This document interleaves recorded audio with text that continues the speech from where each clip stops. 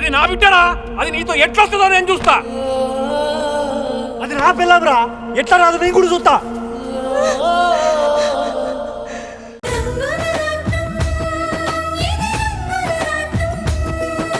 Dad, ఒక్కసారి హిస్టరీని recollect చేసుకోండి.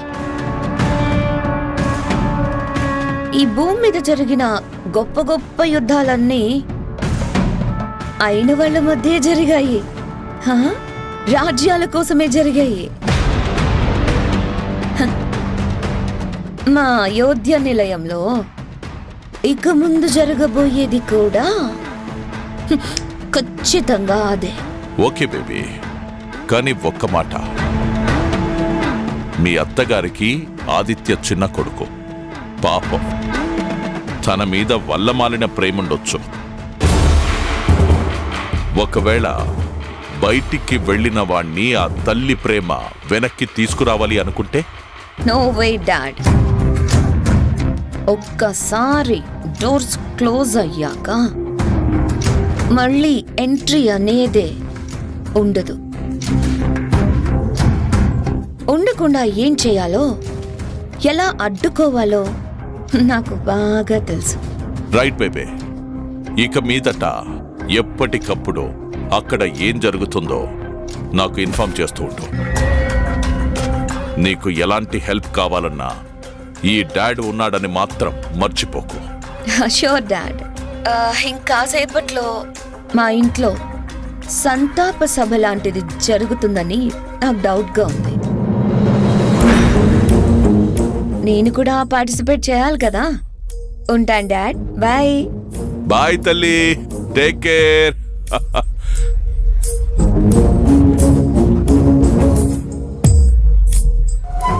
ఈ అయోధ్య నిలయం అంటే ఐక్యమత్యానికి గుర్తు.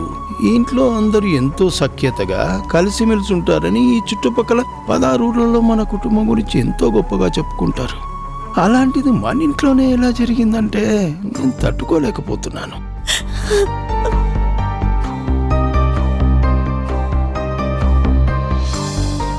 మన సంస్కారం చెప్తుంది మన కుటుంబం ఎలాంటిదో.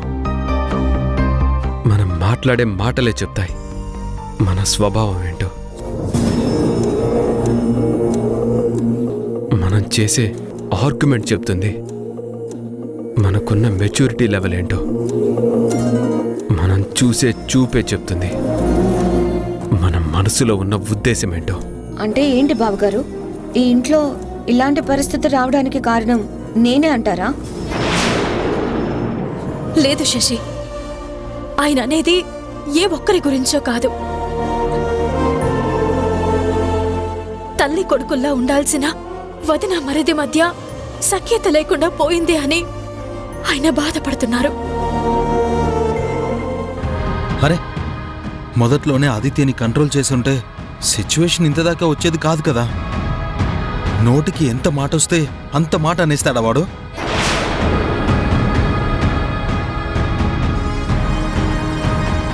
బాలు, మీ తమ్ముడి మాటల్ని ఎవరూ సపోర్ట్ చేయడం లేదురా.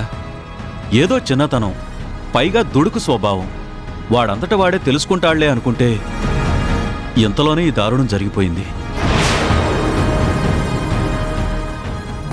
మావయ్య గారు, దూకుడుతనం అనేది క్వాలిఫికేషన్ కాదు. ఒళ్ళు తెలియని ఆవేశం అనేది ఒక సర్టిఫికేట్ కాదు. అయ్యో అని జాలి పడిపోవడానికి ఆదిత్య ఏమైనా చిన్నపిల్లాడా?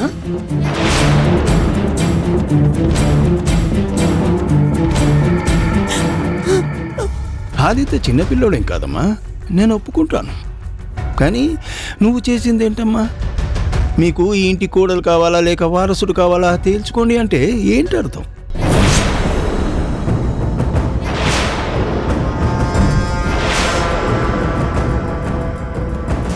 నువ్వు ఈ గడప దాటి లోపలికి రావాలి అంటే ఆదిత్య గడప దాటి బయటికి వెళ్ళాలని మొండిగా మాట్లాడావు. ఇందులో ఏమైనా న్యాయం ఉందా అమ్మా? నువ్వే ఆలోచించమ్మా. అదేంటి తాతయ్య, మీ మనవడి మీద మీకెంత జాలుంటే మాత్రం శశిని ఇలా నిలదీస్తున్నారేంటి? పరిస్థితి ఇంత వరస్ట్గా మారడానికి కారణం ఆదిత్య గాడు కదా.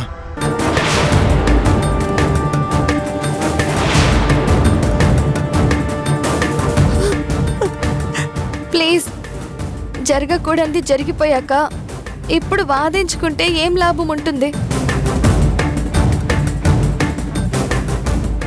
వాదించడం కాదమ్ములు, ఎవరు నిష్ఠూరంగా అనుకున్నా సరే పెద్దవాడిగా నేను అన్ని నిజాలే చెప్తున్నాను. ఇద్దరు తెగేదాకా లాగారు, అదే నాకు నచ్చడం లేదు. రాములాగే, బాలులాగే, అమ్ములులాగే ఆదిత్య కూడా ఈ ఇంటి బిడ్డ. రాణి నవమాసాలు మోసి కన్న బిడ్డ. వద్దండి, వద్దు. బంధం అనుబంధం అంటే ఓర్చుకోవటం, కలుపుకోవటం, అండగా నిలబడటం. తప్పు చేసినప్పుడు కోప్పడి సరి చేయటం, అంతే తప్ప తెంచుకోవటం కానే కాదు.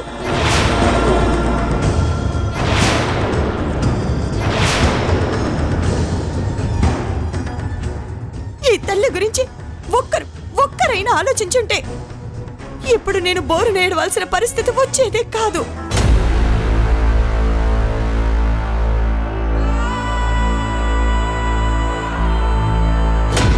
పేగు బంధం అంటే కన్న తల్లికే తెలుస్తుంది.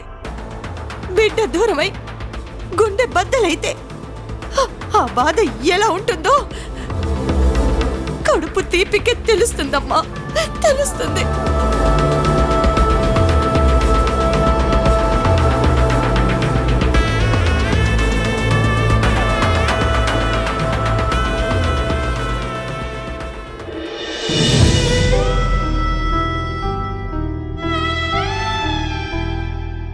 నేను లోపలికి రావాలి అంటే నా మీద నింద వేసిన ఆదిత్య బయటికి వెళ్ళాలి.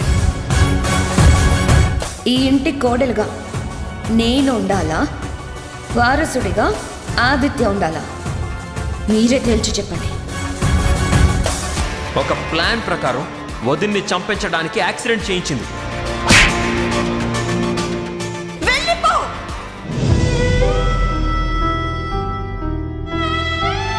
ఫినిష్. అంతా శశిరేఖ ప్లాన్ ప్రకారమే జరిగింది. ఎంతో తెలివిగా నన్ను అందరి ముందు దోషిగా నిలబెట్టి ఇంట్లో నుంచి బయటికి గెంటించేసింది. తన దారికి నేను అడ్డుగా ఉన్నానని తెలుసుకొని నన్ను ఒక ఆవేశపరుడని ముద్ర వేసి ఇంట్లో వాళ్ళందరినీ నమ్మించేసింది. ఆవిడ గారు తన తండ్రి దుర్గాప్రసాద్ కలిసి చేసిన దారుణమైన నేరాలకి సంబంధించిన సాక్ష్యాలన్నింటినీ తను తారుమారు చేసింది. ఎందుకు ఇదంతా? ఎందుకు? సీత వదిన మీద శశిరేఖకు అంత కక్ష ఎందుకు? ఆ దుర్గాప్రసాద్ సీత వదిన మీద హత్యా ప్రయత్నం చేయడానికి కారణం ఏంటి?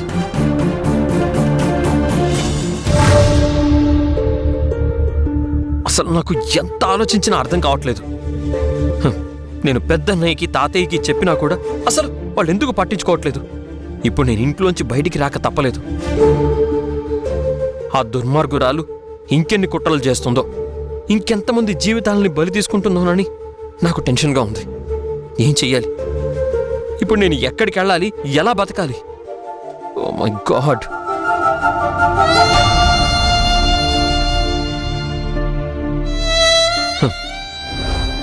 అతను రాణిగారి చిన్నబ్బాయిలా ఉన్నాడే, గుడి మూసే టైం అవుతున్నా అలా దిగులుగా నీరసంగా ఒంటరిగా ఉన్నాడేంటి?